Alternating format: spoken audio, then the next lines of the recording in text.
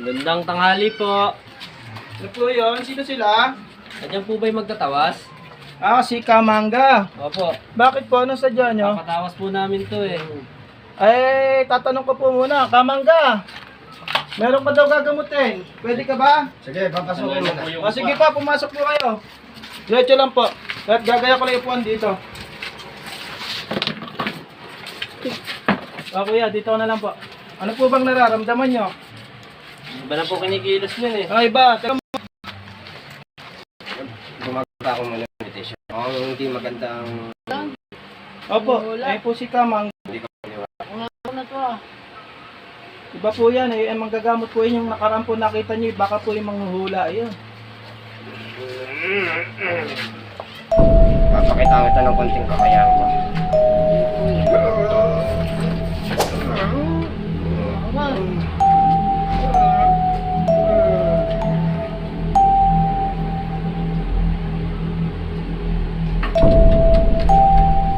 Okay lang yan, hindi ko na kayang ibalik sa dati. Naniniwala ka na? Opo, tatayo ko po. Yun lang ang hindi ko kaya ibalik sa dati. Ano ba ang nararamdaman mo? Lumapit ka. Palapitin mo nga siya ng konti sa akin. Gusto po kayo para ma-abot talaga yung ano kung ano yung nararamdaman nyo.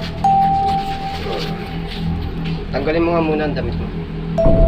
Kaya pakitanggal yung damit. Para makita yung kung may mga butlit po ba kayo o kulang lang po kayo sa ligo. Oh! Alam ko na kami. Alam ko na. Whew!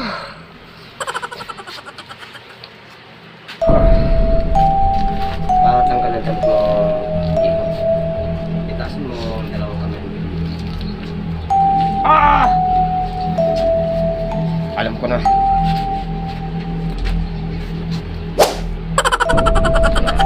Ano ba yan? Sandali lang. Hindi ko kaya eh. Saan ka ba galing? Sa akin? Para bang binugbog yung ilong ko ng amoy. Ano ba na amoy niyo? Parang nabubulok na hindi ko mawari. Ay, hindi pala sa akin yung bayabas. Sorry, nagkamali ako. Sorry, mali. Ano ko lang, masama lang yung nagkamali lang. Oo, masama ka talaga.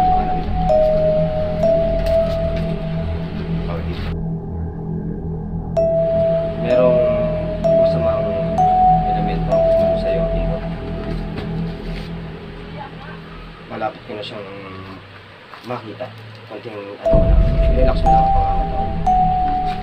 Dito kasi nakawak. Relax mo lang. Pangyarihan ng tawas.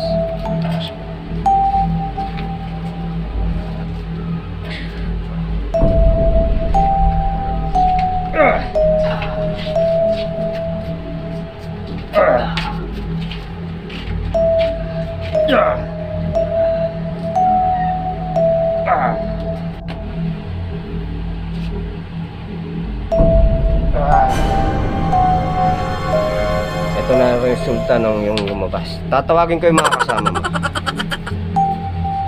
Lumapit kayo dito. Ito ang nakaano. Bumati sa inyong kasama. Alin po ba? Dito kayo sa likod, di nyo makikita yan dyan. Kapayo? Oo. Parang kamukha nung kasama.